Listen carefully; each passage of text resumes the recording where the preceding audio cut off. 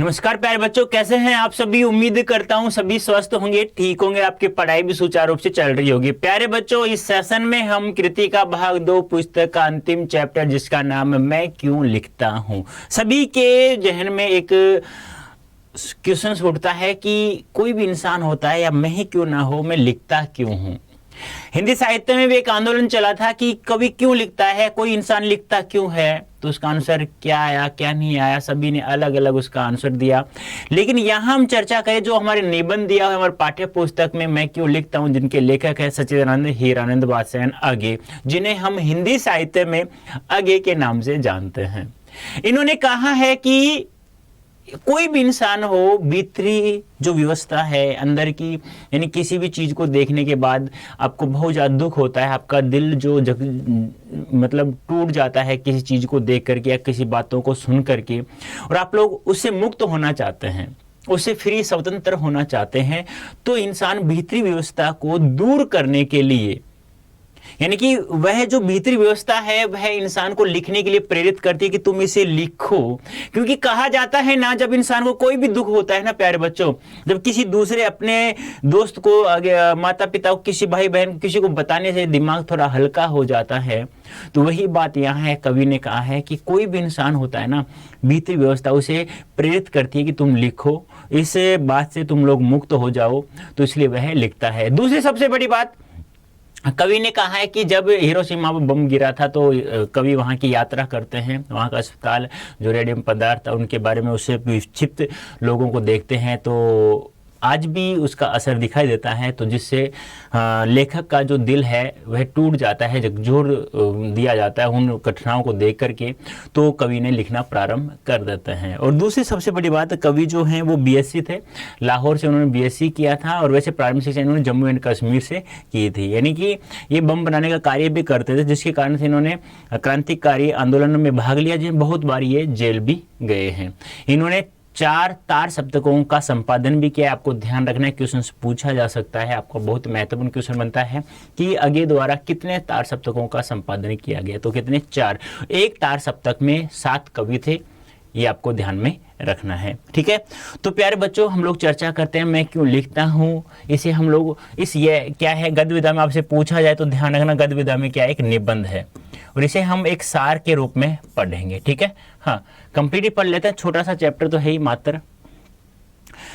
मैं क्यों लिखता हूं, यह प्रश्न बड़ा सरल जान पड़ता है लेकिन बड़ा कठिन भी है। बिल्कुल इजी भी है, लेकिन जब उसका आंसर देते हैं ना तो बहुत ही कठिन भी लगता है, क्योंकि इसका सच्चा उत्तर लेखक के आंतरिक जीवन के स्तरों से संबंध रखता है। बात तो सही है, जब तक अंदर जो भी बात घटती है, यदि हम लोग उसे बाहर जब तक किसी को बताएंगे नहीं, जब तक लिखेंगे नहीं, तब तक वह अंदर ही घुटती रहेगी और हमें दुख होता ही रहेगा।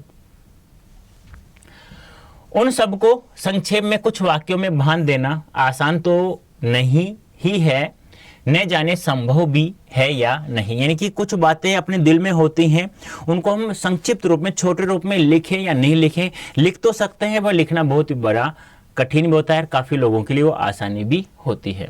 इतना ही किया जा सकता है कि उनमें से कुछ का स्पर्श किया जाए, विशेष रूप से ऐसों का जिन्हें जानना दूसरों के लिए उपयोगी हो सकता है। यानी कि वो बात तो हमेशा लिखनी चाहिए जो दूसरों के लिए उपयोगी हो, जो दूसरों की सहायता करने के लिए हो, वो बातें तो हमें लिखनी ही लिखनी चाहिए। एक उत्तर तो यह है कि मैं इसलिए लिखता हूं कि स्वयं जानना चाहता हूं कि क्यों लिखता हूं, कि लिखे बिना इस प्रश्न का उत्तर नहीं मिल सकता। बात तो सही है, यानी कोई कवि तो इसलिए लिखता है कि मैं क्यों लिख रहा हूं, जब तक मैं लिखूंगा नहीं तो मैं जानूंगा कैसे मैं क्या लिख रहा हूं और मैं किस लिए लिख रहा हूं। वैसे तो बहुत सारे कवि ऐसे हैं जो अपनी 2 वक्त की रोटी के लिए, यानी कि अपनी जठराग्नि को समाप्त करने के लिए, अपने भौतिक विलास की वस्तुओं को इकट्ठा करने के लिए, अपनी लालसाओं को, इच्छाओं को पूरी करने के लिए, अपने परिवार को सुखी रखने के लिए लिखते हैं, ठीक है। वास्तव में सच्चा उत्तर यही है कि लिखकर ही लेखक उस आभ्यंतर यानी भीतर की व्यवस्था को पहचानता है, जिसके कारण उसने लिखा, और लिखकर ही वह उससे मुक्त हो जाता है। मैं भी उस आंतरिक व्यवस्था से मुक्ति पाने के लिए तटस्थ होकर उसे देखने और पहचान लेने के लिए लिखता हूं। यानी कि बात तो सही है, जब तक कोई भी इंसान हो, चाहे कवि हो, लेखक हो, एक सामान्य इंसान हो, जब तक किसी वस्तु को, किसी चीज को देखेगा नहीं, किसी की बात को किसी से सुनेगा नहीं, तब तक वह कुछ भी नहीं ले सकता। और जब वह किसी वस्तु को देखता है और उसको एक अंदर से एक आहट सी होती है कि ऐसा क्यों हुआ, क्या ऐसा होना जरूरी था, या ऐसे होने से क्या क्या नुकसान हुए, आज वो नुकसान हमें दिखाई देते हैं।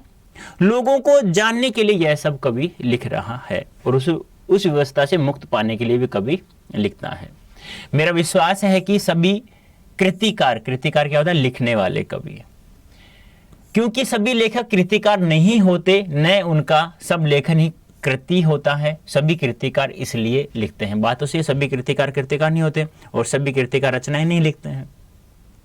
यह ठीक है कि कुछ ख्याति मिल जाने के बाद कुछ बाहर की व्यवस्था से भी लिखा जाता है, संपादकों के आग्रह से, प्रकाशक के तगाजे से, आर्थिक आवश्यकता से। पर एक तो कृतिकार हमेशा अपने सम्मुख ईमानदारी से यह भेद बनाए रखता है कि कौन सी कृति भीतरी प्रेरणा का फल है, कौन सा लेखन बाहरी दबाव का। दूसरे यह भी होता है कि बाहर का दबाव वास्तव में दबाव नहीं रहता, वह मानव भीतरी उन्मेष का निमित्त बन जाता है। यानी कि कोई विचार होता है वह समाप्त हो जाता है। यानी कि मैं रीतिकाल की बात करूँ, रीतिकाल में प्रत्येक कवि है ना, लगभग वो अपने आश्रयदाताओं का बखान करते हैं। यानी कि उनको भारी दबाव होता है कि तुम लिखो मेरे लिए। यानी कोई राजा है और उसका सेवक है, तुम कहते तुम अच्छे लिखते हो, तुम मेरे बारे में लिखो, ऐसा ऐसा लिखो, या तुम मेरे बारे में बड़ा चढ़ा के बात लिखो, लोगों को पता चले कि मेरी अच्छी पहुंच हो सके, लोग मेरा मान सम्मान करें, ऐसे बातें आप लिखो। तो कुछ बाहरी दबाव होता है, कुछ भीतरी व्यवस्था होती है, कुछ अपने पेट पालने के लिए, कुछ पेट की पूजा करने के लिए, पेट की भूख को समाप्त करने के लिए लिखते हैं। यहाँ पर कृतिकार का स्वभाव और आत्मानुशासन का महत्व बहुत होता। बात तो सही है, यानी कि एक तो स्वभाव जो होता है इंसान का और दूसरा अनुशासन। इन दो चीजें यदि होती ईमानदारी के साथ में तो व्यक्ति बहुत अच्छा लिख सकता है, कृतिकार बहुत अच्छा लिख सकता है। कुछ ऐसे आलसी जीव होते हैं कि बिना इस बाहरी दबाव के लिख ही नहीं पाते, इसी के सहारे उनके भीतर की व्यवस्था स्पष्ट होती है। यह कुछ वैसा ही है जैसे प्रातःकाल नींद खुल जाने पर कोई बिछोने पर तब तक पड़ा रहे जब तक घड़ी का अलार्म न बज जाए। बात तो सही है, यानी कुछ लोग तो जब तक उनके ऊपर दबाव नहीं आएगा ना, कहते हैं ना कि कुछ बच्चे ऐसे ढीठ होते हैं, नालायक होते, कहते हैं ना कि उसे माता पिता जब तक रोजाना नहीं कहे ना पढ़ो पढ़ो पढ़ो पढ़ो पढ़ो पढ़ो, जब तक वो नहीं पढ़ता है। और वही बात है, 6 बजे की अलार्म बजाई हुई है, उससे पहले आंख खुल गई 5:30, फिर भी बिस्तर पड़ा रहेगा। अरे भाई आंख खुल गई है तो खड़े हो जाइए, अपनी जो दिनचर्या है उसे पहले स्टार्ट कर दीजिए आज। पर नहीं, जब तक वो अलार्म नहीं बजेगी, ये दबाव नहीं आया ना, अभी दबाव नहीं आया है। अलार्म बजेगी तो दबाव आएगा, फिर खड़ा होगा, फिर नहाएगा धोएगा, फिर ऑफिस जाएगा, स्कूल जाएगा, कॉलेज जाएगा। इस प्रकार वास्तव में कृतिकार बाहर के दबाव के प्रति समर्पित नहीं हो जाता, उसे केवल एक सहायक यंत्र की तरह काम में लाता है, जिससे भौतिक यथार्थ के साथ उसका संबंध बना रहे। मुझे इस सहारे की जरूरत नहीं पड़ती, लेकिन कभी उससे बाधा भी नहीं होती। यानी मुझे भारी दबाव की आवश्यकता नहीं हुई, ना ही मेरे को इसकी जरूरत पड़ी। उठने वाली तुलना को बनाए रखूं तो कहूं कि सवेरे उठ जाता हूं अपने आप ही। यानी कि कभी अलार्म बजे तो ठीक है, लेकिन अपने आप उठ जाता हूं, बिना अलार्म के मैं उठ जाता हूं। यह भीतरी व्यवस्था क्या होती है, इसे बखानना बड़ा कठिन है। बात तो सही है, वैसे अंदर की बात किसी को बताना, कोई लोग मजाक उड़ाएंगे, क्या करेंगे, तो बहुत बड़ी बात होती है। यानी कहते हैं कि अभिनय करना, जैसे हम लोग पढ़ा रहे हैं आपके सामने, एक अभिनय तो हो रहा है, आप लोग हमें दिखाई नहीं दे रहे, एक अभिनय तो करने की कोशिश कर रहे हैं हम लोग। कुछ अभिनय अच्छा कर सकते हैं, कुछ अभिनय बहुत अच्छा कर सकते हैं, और कुछ अभिनय जैसे मेरा साथी है जो बस केवल एक ही बात जानता है कि ठीक है पढ़ाना है बच्चों को, इतना पढ़ाओ, इतने अच्छे से पढ़ाओ कि 100 में 100 नंबर ला सके हो। मुस्कुराने वाली बात अलग होती है, क्योंकि अभिनय करने में बहुत बड़ी समस्या आती है इंसान को। तो वही बात कवि कह रहा है कि जो भीतरी व्यवस्था है उसे बखाना बहुत बड़ा कठिन है।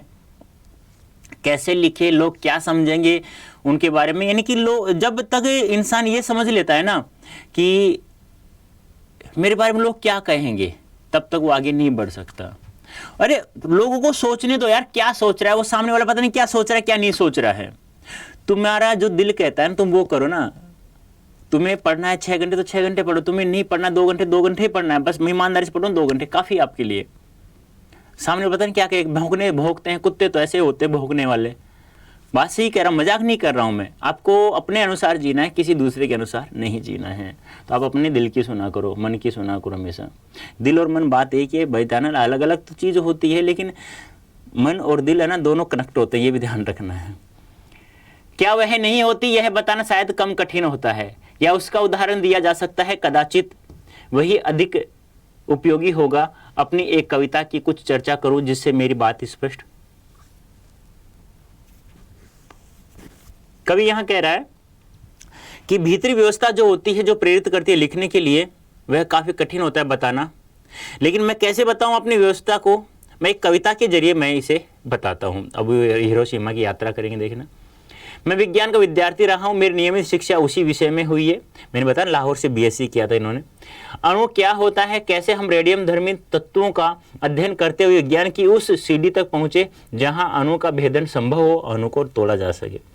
रेडियम धर्मिता के क्या प्रभाव होते हैं, इन सब का पुस्तकीय या सैद्धांतिक ज्ञान तो मुझे था। यानी कि जो रेडियम अणु था उसका मुझे बहुत अच्छे से ज्ञान था, उसके क्या नुकसान है, क्या हानि, क्या लाभ है, क्या हानि, ये सब मुझे पता था क्योंकि विज्ञान का विद्यार्थी रहा है।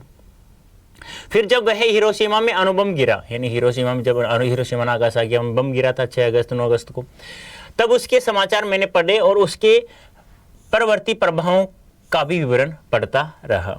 इस प्रकार उसके प्रभावों का ऐतिहासिक प्रमाण भी सामने आ गया। विज्ञान के इस दुरुपयोग के प्रति बुद्धि का विद्रोह स्वाभाविक था। मैंने लेख आदि कुछ लिखा भी, पर अनुभूति के स्तर पर जो व्यवस्था होती है वह बौद्धिक पकड़ से आगे की बात है और उसकी तर्क संगति भी अपनी अलग होती है। इसलिए कविता मैंने इस विषय में नहीं लिखी। यानी कहने का तात्पर्य क्या है, जब तक हम किसी चीज़ को देखेंगे नहीं तो हमें अनुभव प्राप्त नहीं होगा। जब हम किसी चीज़ को करेंगे, आज किया, आज अच्छा नहीं किया, कल करेंगे, फिर थोड़ा अनुभव बढ़ता जाएगा, फिर वह जब एक अनुभूति का रूप धारण कर लेता है, अनुभव जो होता है वह जब अनुभूति का रूप धारण कर लेता है तो हमारे एक अंदर से एक कलात्मक रचनात्मक एक कविता निकलती है, फिर हम उसे लिख देते हैं। तो वही है भीतरी व्यवस्था।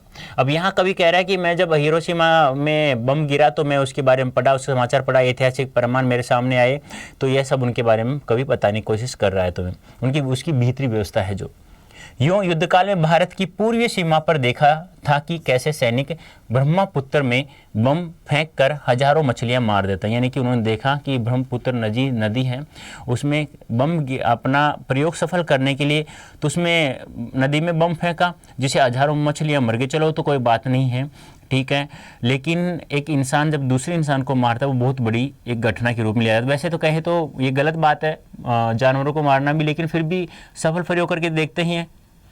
जबकि उन्हें आवश्यकता थोड़ी सी होती है और जीव की इस अपव्यय से जो व्यथा भीतर उमड़ी थी उसे एक सीमा तक अणुबम द्वारा व्यर्थ जीव नाश का अनुभव तो कर ही सका था। यानी कि जब एक सफल प्रयोग करने के लिए कोई इंसान कोई किसी भी रॉकेट का, किसी भी वायुयान का जब इस्तेमाल करता है, कोई बम बनाता है, जब उसका कहते हैं ना कि इसका प्रयोग करके देखें ये सफल हुआ है नहीं हुआ है, तो उसको आवश्यकता थोड़ी थी, लेकिन फिर भी जब उसको प्रयोग करते हैं तो उससे कुछ ज़्यादा ही नुकसान हो जाता है। तो कवि की एक भीतरी व्यवस्था है जो उसको झकझोर देती है कि ये ऐसा क्यों हो रहा है, कम था आवश्यकता तो कम के लिए प्रयोग करो ना, आप ज़्यादा क्यों किसी जानवर को मार रहे हो। मैं विज्ञान का विद्यार्थी रहा हूँ, मेरी नियमित शिक्षा उसी विषय में हुई है। अणु क्या होता है, कैसे हम रेडियो धर्मी तत्वों का अध्ययन करते विज्ञान की उस सीढ़ी तक, ये अभी पढ़ लिया हमने, ये थोड़ा रिपीट हो गया, कोई बात नहीं है, आगे चलते हैं हम लोग। बम गिरा उसके समाचार मैंने पढ़े, ये भी हो चुका है, अच्छा ये रिपीट हो गया है, कोई बात नहीं बेटा, रिपीट हो गया है, ये रिपीट हुआ है, ये ध्यान रखना, छोड़ देना स्लाइड को। अब आगे आइए, ये हमने पढ़ लिया था लेकिन वापस पढ़ रहा हूं। जबकि उन्हें आवश्यकता थोड़ी सी होती थी और जीव के इस अपव्यय से जो व्यथा भीतरी उमड़ी थी उसे एक सीमा तक अनुभव द्वारा व्यर्थ जीवनाश का अनुभव तो कर ही सका था मैं, कवि कह रहा है अपने आप में। जापान जाने का अवसर मिला, जब वो जापान गए, हिरोशिमा नागासाकी जब बम गिराया गया तो उन्हें एक अवसर मिला यात्रा करने का जापान, तो वो हिरोशिमा गए, तो तब हिरोशिमा भी गया वह अस्पताल भी देखा जहां रेडियम पदार्थ से आहत लोग वर्षों से कष्ट पा रहे थे। इस प्रकार प्रत्यक्ष अनुभव भी हुआ, पर अनुभव से अनुभूति गहरी चीज है। कम से कम कृतिकार के लिए अनुभव तो घटित का होता है, पर अनुभूति संवेदना और कल्पना के सहारे उस तत्व को आत्मसात कर लेती है जो वास्तव में कृतिकार के साथ घटित नहीं हुआ। यानी कहने का तात्पर्य ध्यान रखना, 2 क्वेश्चंस बनते हैं आपके MCQ, ध्यान रखना कौन कौन से। नंबर 1, यानी कि जो अनुभव होता है वो अनुभव से अनुभूति गहरी चीज है, लेकिन कम से कम कृतिकार के लिए अनुभव तो घटित होता है। यानी कि अनुभव जो होता है वह तो एक घटना है, यानी कि जब व्यक्ति सामने से नहीं देखेगा उस घटना को तब तक अनुभव नहीं होगा। लेकिन जो अनुभूति होती है वो अनुभूति में क्या होती है, संवेदना होता है, विचार होता है, कल्पना होती है। जब विचार, कल्पना, संवेदना जब उस घटना के साथ जोड़ दिया जाता है तब इंसान के एक अंदर से एक आवाज आती है कि इसे लिखा जाए। और जब किसी घटना के साथ आप लोग अपने विचार, कल्पना, भावों को जोड़ देते हैं, संवेदनाओं को जोड़ देते हैं, तो वह बहुत ही एक अच्छी कविता उभर कर बनती है और लोगों को उससे अच्छी जानकारी भी प्राप्त होती है। ये आपको भी ध्यान में रखना है। जो आंखों के सामने नहीं आया, जो गठित के अनुभव में नहीं आया, वही आत्मा के सामने ज्वलंत प्रकाश में आ जाता है। तब वह अनुभूति प्रत्यक्ष हो जाती है। यानी कि जो हमने देखा है, जो गठित हुआ है और उसमें कल्पना, संवेदना को जोड़ देते तो अनुभूति एक प्रत्यक्ष यानी आंखों देखा सच हो जाता है। तो हिरोशिमा में सब देखकर भी तत्काल कुछ लिखा नहीं, क्योंकि इसी अनुभूति प्रत्यक्ष की कसर थी। क्योंकि उन्होंने देख लिया, उन्होंने घटना को देख लिया, अपने आंखों से देख लिया, लेकिन अब तुरंत तो विचार आएंगे नहीं अलग अलग। जब उनको आप पूरा देख लोगे, फिर आप बस में बैठकर या कहीं पे किसी में बैठकर जब अपने घर आ रहे हो तो फिर सोचते यार ऐसा क्यों हुआ, ये ऐसा नहीं होना चाहिए था, इसमें ये था, फिर अपने विचार उसमें मिल जाते हैं, तब अनुभूति प्रत्यक्ष हो जाती है। फिर एक दिन वही सड़क पर घूमते हुए देखा कि एक जले हुए पत्थर पर, यह है कवि को भीतरी व्यवस्था लिखने के लिए जो प्रेरित करती है, यह जो पैराग्राफ वही है। एक जले हुए पत्थर पर एक लंबी उजली छाया है। विस्फोट के समय कोई वहां खड़ा रहा होगा और विस्फोट से बिखरे हुए रेडियम धर्मी पदार्थ की किरणें उसमें रुद यानी जमा हो गई होंगी, जो आसपास से आगे बढ़े गई, उन्हें पत्थर को झुलसा दिया। जो उस व्यक्ति पर अटकी उन्होंने उसे भाप बनाकर उड़ा दिया होगा। यानी जब बम गिरा तो एक दीवार थी, पत्थर था, पत्थर के पास एक इंसान खड़ा होगा। जैसे रेडियोधर्मी अणु के जो अणु थे वो टुकड़े टुकड़े आए तो वो जैसे चिपक गए तो जले तो थे, तो उस इंसान के शरीर को उसने भाप के रूप में उड़ा दिया और उसकी तस्वीर ऐसे कैसे उस पत्थर पर छप गई। और यही व्यवस्था थी कवि को लिखने की, एक कविता लिखने का एक अनुभूति होगी। देखो ये दिख रहा, ये पत्थर है, ये इंसान की तस्वीर आपको दिखाई दे रही है।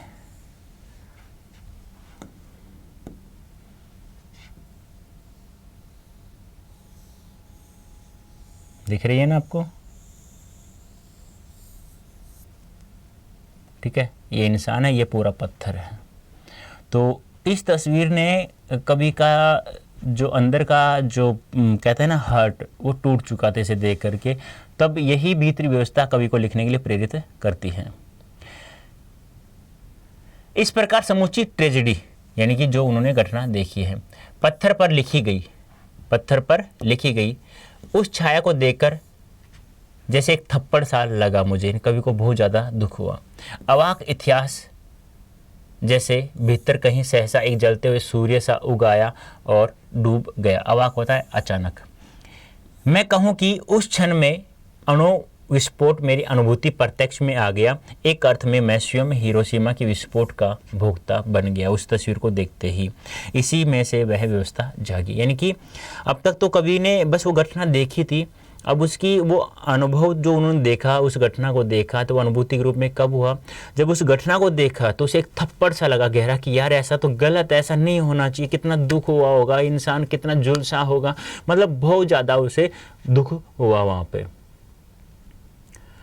भीतरी की आकुलता बुद्धि के क्षेत्र से बढ़कर संवेदना के क्षेत्र में आ गई, यानी कि जो आकुलता थी बुद्धि की क्षेत्र से बढ़कर कहाँ आ गई, संवेदना कल्पना विचार में आ गई। फिर धीरे धीरे मैं उससे अपने को अलग कर सका और अचानक एक दिन मैंने हिरोशिमा पर कविता लिखी, जापान में नहीं भारत लौटकर रेलगाड़ी में बैठे बैठे।